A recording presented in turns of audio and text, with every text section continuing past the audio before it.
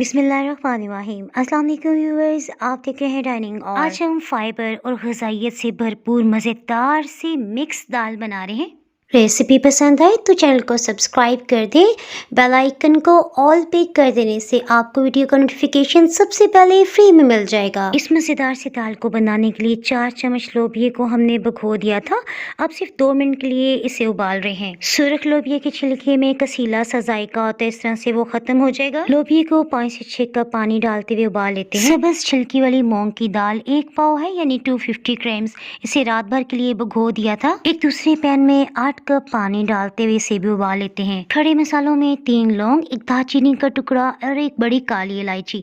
हल्दी पाउडर ये आधी चाय की चम्मच है। लोबिया सख्त होता है जबकि दाल नरम होती है, सो हमने दोनों को अलग अलग उबाला ताकि ये ज्यादा मैश न हो जाए। अब हम आ जाते हैं अपनी मेन रेसिपी की तरफ। इसके लिए 1 कप घी या ऑयल ले लें। इसमें बड़े साइज के प्याज को चॉप करते हुए हल्की सुनहरी रंगत आने तक भून लेते हैं। इस दाल में लहसुन अदरक थोड़ी ज्यादा मिकदार में जाता है, सो 1 खाने वाला चम्मच लहसुन और 1 ही खाने वाला चम्मच पिसा हुआ हमने अदरक लिया है। बड़े साइज के टमाटर का छिलका उतार लेने के बाद इसे रफली काट लेते हैं। अगर आप टमाटर शामिल ना करना चाहें तो इसमें 1 कप दही भी डाल सकते हैं। इसकी ग़िज़ाइयत और जायके में इजाफे के लिए 2 चम्मच मक्खन डाल रहे हैं। ये साल्टेड है, सो हम नमक एहतियात से डालेंगे। नमक 1.5 टीस्पून यानी 1.5 चाय की चम्मच। लाल मिर्च पाउडर 1 चाय की चम्मच। अधकुटी लाल मिर्च 1 खाने वाला चम्मच भर के लिए, बहुत जायके में तेज है। कसूरी मेथी 1 खाने वाला चम्मच। 2 खाने वाला चम्मच अधकुटा खुश्क धनिया। हल्दी पाउडर आधी चाय की चम्मच। 1 गिलास पानी थोड़ी थोड़ी मिकदार में डालते मसाले को भून लेने से दाल बहुत ही टेस्टी बनेगी।